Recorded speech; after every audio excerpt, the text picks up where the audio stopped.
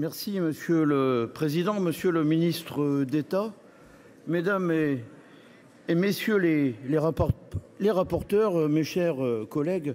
Je tenais en préambule aussi à remercier sincèrement l'ensemble des rapporteurs et leurs collègues, puisqu'il y a 4 commissions qui sont concernées sur ce texte très important. 4 commissions, commission des lois, finances, affaires économiques et affaires sociales. Et j'associerai aussi bien sûr l'ensemble des services de notre institution. Nous devons donc nous prononcer aujourd'hui sur ce projet de loi de programmation pour la refondation de Mayotte. Je me permets de lever en quelque sorte tout suspense puisque notre groupe Les Indépendants votera unanimement en faveur de ce texte. C'est un projet de loi important, je dirais même fondamental pour Mayotte, car il porte des mesures fortes qui visent enfin à refonder Mayotte. Les débats que nous avons eus mardi étaient fort intéressants par rapport à une situation particulièrement grave.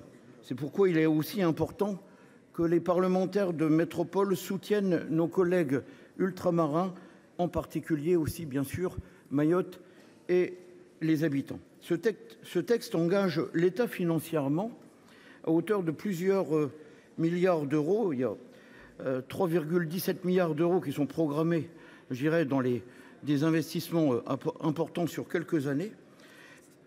Il crée également un cadre dérogatoire notable en matière de sécurité et d'immigration.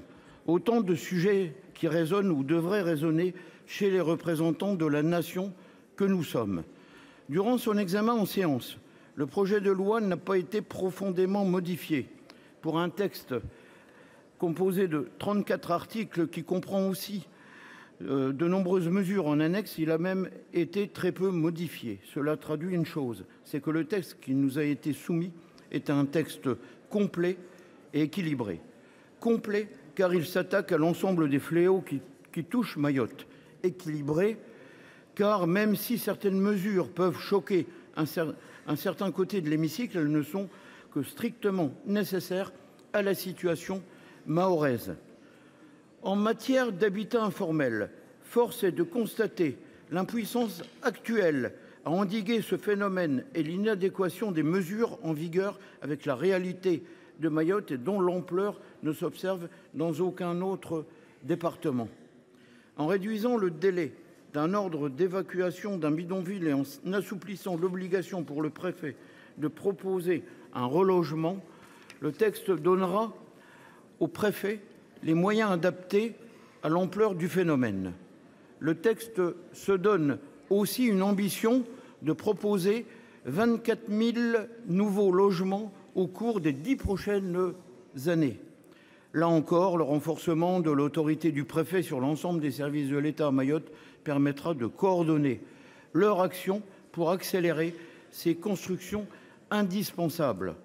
Concernant la pauvreté, l'article 15 accélère la convergence sociale du territoire par rapport à l'Hexagone et permettra de combler un retard considérable, alors que le niveau de vie médian des Mahorais est 7 fois plus faible qu'au niveau national.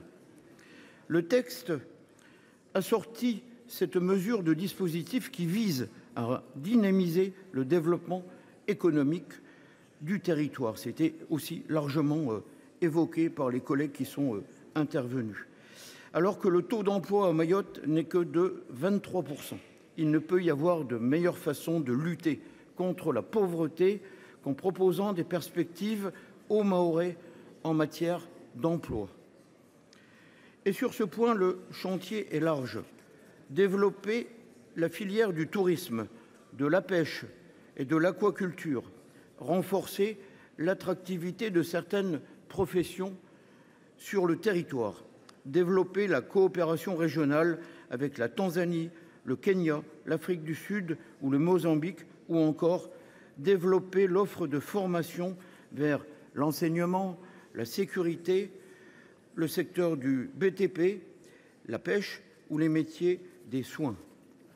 C'est tout cela que constitue et propose ce texte. Pour lutter contre l'immigration illégale, le texte propose plusieurs mesures fortes et nécessaires. Alors que 80% des titres délivrés en 2024 correspondent à des titres parents d'enfants français et liens personnels familiaux, le projet de loi permettra de mieux lutter contre la fraude aux reconnaissances de paternité. Il crée aussi une condition de résidence de 7 ans pour obtenir une carte de séjour, liens personnels et familiaux, et allonge à 5 ans la condition de résidence pour la carte de résident parent d'enfants français. Toutes les mesures de ce projet de loi sont en effet indispensables pour créer enfin toutes les conditions nécessaires au développement de Mayotte, 101e département français et le plus pauvre, ça a été aussi rappelé. J'avais eu l'occasion, lors de la discussion, de le dire, Mayotte ne pourra avancer que si toutes les causes de ces difficultés, d'où l'importance du travail et la tâche restant immense, si toutes les causes de ces difficultés sont traitées en même temps, les Mahorais comptent sur vous, monsieur le ministre. Ils comptent sur nous, surtout. Ne les décevons pas. Je vous remercie.